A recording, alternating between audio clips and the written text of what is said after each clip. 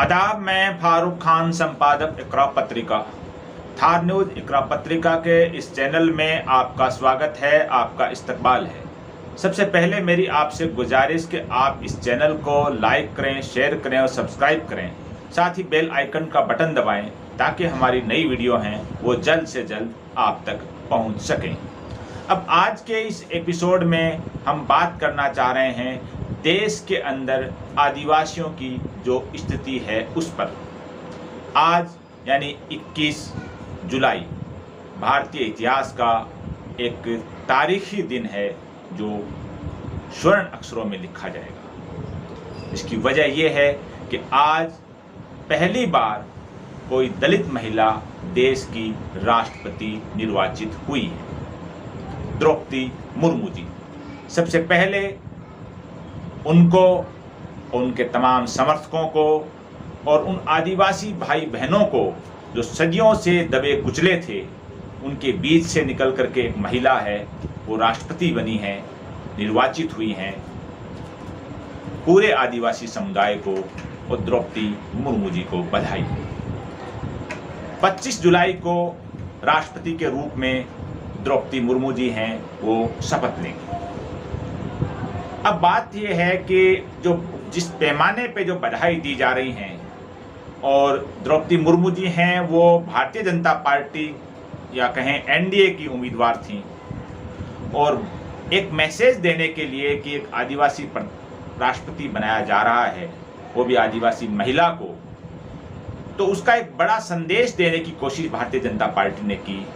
ये अच्छी बात है कि देश को पहली बार एक आदिवासी महिला राष्ट्रपति के तौर पर मिली है, बहुत खुशी की बात है। लेकिन क्या द्रौपदी मुर्मू जी का जो शासन 25 तारीख को शुरू होगा, क्या द्रौपदी मुर्मू जी के राज में आदिवासियों का भला हो पाएगा? इसी सवाल पर आज हम ये चर्चा करेंगे। सबसे पहले ये है कि जो इनसे पहले जो वर्तमान में जो राष्ट्रपति हैं रामनाथ कोविंद जी, वो दलित समुदाय से हैं। जब वो बने थे 5 साल पहले राष्ट्रपति, तब भी एक संदेश भारतीय जनता पार्टी ने देने की कोशिश की थी कि हमने दलित को राष्ट्रपति बनाया है। और आज जब द्रौपदी मुर्मू जी को बनाया गया है तो वो भी एक संदेश देने की कोशिश की गई है कि आदिवासी महिला को हमने राष्ट्रपति बनाया है। बहुत अच्छी बात है।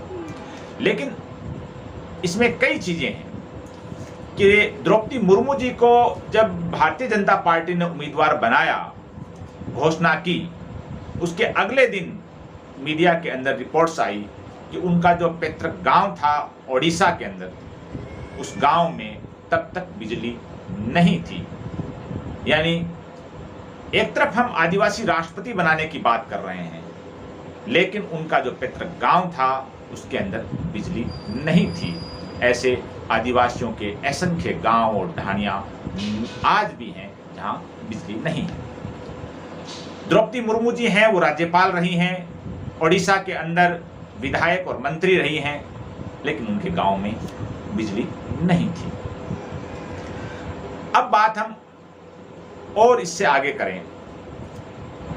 द्रौपदी मुर्मू जी को राष्ट्रपति बनाया गया है वो बहुत अच्छी बात है, बड़ी सराहनीय बात है। लेकिन क्या भारतीय जनता पार्टी ये बताने की कोशिश करेगी कि उसकी जहां जिन राज्यों में सरकार है, किस किस राज्य में आज आदिवासी मुख्यमंत्री है? होना चाहिए। भारतीय जनता पार्टी का कुछ वर्षों पहले झारखंड में शासन था, और भारतीय जनता पार्टी का ये शासन था जो 2014 से 2019 तक का। और झारखंड है तो आदिवासी बाहुल्य राज्य माना जाता है, लेकिन झारखंड में भारतीय जनता पार्टी ने आदिवासी को मुख्यमंत्री नहीं बनाया। बड़े राज्य जो भारतीय जनता पार्टी के हैं, आप देखिए किस राज्य के अंदर आपको दलित और आदिवासी मुख्यमंत्री मिलेंगे? जवाब होगा नहीं। इसी तरह जो केंद्र के अंदर जो बड़े मंत्रालय हैं, केंद्रीय गृह मंत्रालय है, रक्षा मंत्रालय है, विदेश मंत्रालय है, वित्त मंत्रालय है, ये जो बड़े महकमे हैं, वहां आपको कोई आदिवासी या दलित है वो कैबिनेट मंत्री नहीं मिलेगा। बड़े उच्च अधिकारी हैं, वहां भी आपको कोई दलित और आदिवासी अधिकारी नहीं मिलेगा। मिलेगा तो कोई 1-2 गिनती का मिलेगा। राष्ट्रपति बनाया वो बहुत अच्छी बात है, लेकिन ये जो देश के बड़े पोर्टफोलियो हैं, बड़े मंत्रालय हैं, राज्यों के मुख्यमंत्री हैं, इन पदों पर आदिवासियों का और दलितों का जो भारतीय जनता पार्टी नियुक्ति जो नहीं करती है वहां करनी चाहिए। अब जो एक और चीज ये जगजाहिर है कि आदिवासियों पर और दलितों पर सदियों से देश में अत्याचार हो रहा है। आदिवासी हैं जो जंगल की, पहाड़ों की, नदियों की जो सदियों से जो रक्षा कर रहे हैं, जंगल में रहते हैं, पहाड़ों के बीच में रहते हैं, नदियों के किनारे पे रहते हैं, लेकिन इस सबके सामने है कि जिन जंगलों में वो रहते हैं, जिन पहाड़ों में वो रहते हैं, जिन नदियों के किनारे वो रहते हैं, वो उनसे छीनी जा रही है। कॉरपोरेट जो घराने हैं वो वहाँ आते हैं, बड़ी बड़ी माइंस अलॉट करवाते हैं, कारखाने लगाते हैं, लेकिन उसी इलाके में रहने वाले आदिवासियों को क्या मिलता है? कुछ नहीं मिलता है। वो आदिवासियों की दुर्दशा है, वो वैसे ही है जो 20 साल पहले थी, जो 50 साल पहले थी। लेकिन जिस जंगल में, जिन पहाड़ों के बीच में जो आदिवासी रहते हैं, वहाँ से बड़े बड़े कॉरपोरेट घराने हैं, वो चांदी कूट रहे हैं। किसके जरिए कूट रहे हैं? शासन व्यवस्था के जरिए कूट रहे हैं। शासन व्यवस्था किसकी? भारतीय जनता पार्टी के राज में भी कूट रहे हैं और अन्य पार्टियों के राज में भी कूट रहे हैं। यानी एक तरफ देश के अंदर आदिवासी राष्ट्रपति बनाया गया, जो बहुत बड़ा प्रचार हो रहा है कि भारतीय जनता पार्टी ने एक बहुत बड़ा काम कर दिया, लेकिन जिन जंगलों में जो आदिवासी रह रहे हैं वो किस, उनकी दुर्दशा है कैसी, उनके पास साधन नहीं है रोटी रोजगार के, उसकी चिंता कभी भारतीय जनता पार्टी को नहीं हुई और कभी कांग्रेस को भी नहीं हुई। अगर कांग्रेस को भी अगर ऐसी चिंता होती तो आज आदिवासियों का, दलितों का ये हाल नहीं होता। अब मैं आपको जो राष्ट्रीय अपराध रिकॉर्ड ब्यूरो है, एनसीआरबी, उसके कुछ रिपोर्ट्स के आंकड़े बताता हूं। 2020 की जो रिपोर्ट है उसमें बताया गया है कि अकेला मध्य प्रदेश का बता रहा हूं आपको मैं, कि मध्य प्रदेश के अंदर 2401 मामले आदिवासियों के खिलाफ जो अत्याचार के दर्ज हुए, 2401 मामले मध्य प्रदेश के अंदर। और 2019 के मध्य प्रदेश के अगर आंकड़े देखें तो 1922 थे, यानी एक साल में 25% की इसमें बढ़ोतरी हुई। ये वो मामले हैं जो आदिवासियों के खिलाफ अत्याचार किए गए और वो मामले थाने में दर्ज हुए। लेकिन काफी मामले ऐसे भी होते हैं जो सबको मालूम है कि वो थानों में दर्ज नहीं होते हैं या लोग थानों तक नहीं पहुंच पाते हैं। इसी तरह एनसीआरबी की एक और रिपोर्ट है कि 2011 से 2020 तक का जो पिछले 10 साल का इसके अंदर जो रिकॉर्ड है वो बता रहा है कि जो आदिवासियों के खिलाफ देश भर में जो अपराध दर्ज किए गए, आदिवासियों पे जो जुल्म ज्यादती की गई, वो पिछले 10 साल में उनकी संख्या है वो 76,899 मामले दर्ज हुए पिछले 20 साल में, पिछले 10 साल में 2011 से 2020 तक। और ये एक बड़ा खतरनाक पैमाना माना गया कि बहुत तेजी से आदिवासियों के खिलाफ अत्याचार बढ़ रहे हैं।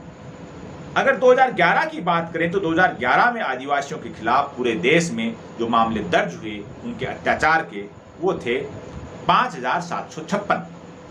लेकिन 10 साल बाद 2020 में ये आंकड़ा बढ़ करके 2020 के अंदर 8,272 हो गया।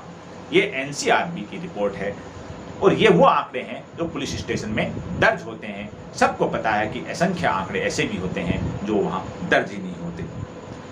अब और चीजें कि एक लेटरल एंट्री आईएएस, भारतीय प्रशासनिक अधिकारी का जो चयन है, जो यूपीएससी जो चयन करती है, इंटरव्यू, मेन, प्री, जो 3 स्तर की एग्जाम होती है, उसके अलावा भारतीय जनता पार्टी की सरकार ने लेटरल एंट्री जो अधिकारी बनाने शुरू किए, उसके अंदर बड़े पैमाने पर अधिकारी बनाए गए। लेकिन वहां कितने आदिवासी बनाए गए, कितने दलित बनाए गए, उस पर आज भी प्रश्न चिन्ह लगा हुआ है। यानी जब भारतीय जनता पार्टी ये बात कह रही है कि हमने 5 साल एक दलित को राष्ट्रपति बनाया, रामनाथ जी कोविंद को, और अब हमने एक आदिवासी महिला को, द्रौपदी मुर्मू जी को राष्ट्रपति बनाया है, यानी उसको वोट बटोरने के लिए एक बड़े पैमाने पे उसको फैलाने की कोशिश है। लेकिन रियलिटी यह है कि भारतीय जनता पार्टी के शासन में दलितों के साथ और आदिवासियों के साथ कोई अच्छा सलूक नहीं हुआ है। अगर भारतीय जनता पार्टी आदिवासियों का, दलितों का भला करना चाहे तो बनाए किसी राज्य के अंदर मुख्यमंत्री आदिवासी और दलित को, केंद्रीय गृह मंत्री बनाए किसी आदिवासी और दलित को, रक्षा मंत्री बनाए, विदेश मंत्री बनाए, यानी जो ताकतवर महकमे हैं, ताकतवर ओहदे हैं, उन पे जाहिर सी बात है कि राष्ट्रपति का ओहदा है, बहुत ताकतवर है। राष्ट्रपति देश का प्रथम नागरिक कहलाता है। लेकिन यह भी है कि जो मुख्यमंत्री और जो केंद्र के बड़े जो मंत्री हैं, वो ओहदे वो दलितों को और आदिवासियों को नहीं देती है भारतीय जनता पार्टी, जो आंकड़े बता रहे हैं। इसके अलावा जो आरक्षण है, सबको मालूम है कि दलितों को, आदिवासियों को, ओबीसी को आरक्षण मिला हुआ है। फिर ईडब्ल्यूएस के नाम पर भी आरक्षण दिया गया। लेकिन जो आदिवासी और दलितों का जो आरक्षण है एससी एसटी का, वो उनकी आबादी के अनुपात में नहीं बढ़ाया गया है। ओबीसी की तो जातीय जनगणना ही नहीं हुई। तो जिस पैमाने पे जो प्रचार किया जा रहा है द्रौपदी मुर्मू जी की जीत का, उनको राष्ट्रपति बनाने का, तो क्या भारतीय जनता पार्टी की सरकार है, क्या द्रौपदी मुर्मू जी के जरिए पहला आदेश निकालेगी कि आदिवासियों को, दलितों को, इनको आबादी के अनुपात में आरक्षण दिया जाए, ओबीसी की गिनती हो और उनको भी आबादी के अनुपात में आरक्षण दिया जाए? ऐसा क्या आदेश द्रौपदी मुर्मू जी के जरिए निकलवाएगी? शायद नहीं। इसके अलावा जो सरकारी नौकरियां हैं वो एक तरह से खत्म कर दी जा रही हैं, कम की जा रही हैं, बड़े पैमाने पर घट चुकी हैं नौकरियां। और जो दलितों के, आदिवासियों के जो संगठन हैं वो बरसों से निजी क्षेत्र में आरक्षण की मांग कर रहे हैं, क्योंकि सरकार या किसी भी पार्टी की हो, वो निजी क्षेत्र को बढ़ावा दे रही है।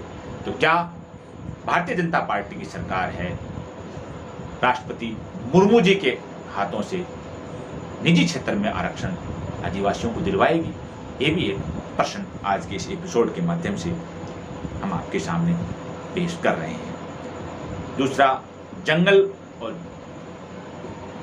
पहाड़ और नदियों की जमीनें हैं जहाँ आदिवासी रह रहे हैं, क्या उनके अधिकार हैं, उनके मालिकाना हक हैं, क्या ईमानदारी से आदिवासियों को दिए जाएंगे? क्या वहाँ लगने वाले कारखाने हैं, वहाँ जो बड़ी बड़ी माइंस लगी हैं, क्या वहाँ नौकरियाँ और वहाँ होने वाली इनकम में उस एरिया में बसे हुए, उस एरिया की सदियों से रखवाली करने वाले आदिवासियों को कोई हक वहाँ मिलेगा? उम्मीद है कि द्रौपदी मुर्मू जी के शासन में ऐसा होगा। अगर ऐसा नहीं होगा और 5 साल बाद भी आदिवासी उसी स्थिति में होंगे जो आज की स्थिति है, तो फिर एक बड़ा प्रश्न चिन्ह फिर खड़ा होगा कि भारतीय जनता पार्टी ने मुर्मू जी को आदिवासी महिला के नाम पे राष्ट्रपति तो बनाया, लेकिन उनके कर कमलों से आदिवासियों का भला भारतीय जनता पार्टी ने नहीं होने दिया। उसी तरह जैसे 5 साल पहले रामनाथ कोविंद जी को राष्ट्रपति बनाया, लेकिन रामनाथ कोविंद जी के हाथों से दलितों का कोई भी भला भारतीय जनता पार्टी की सरकार ने नहीं होने दिया। आज के इस एपिसोड में बस इतना ही। जय हिंद, जय भारत।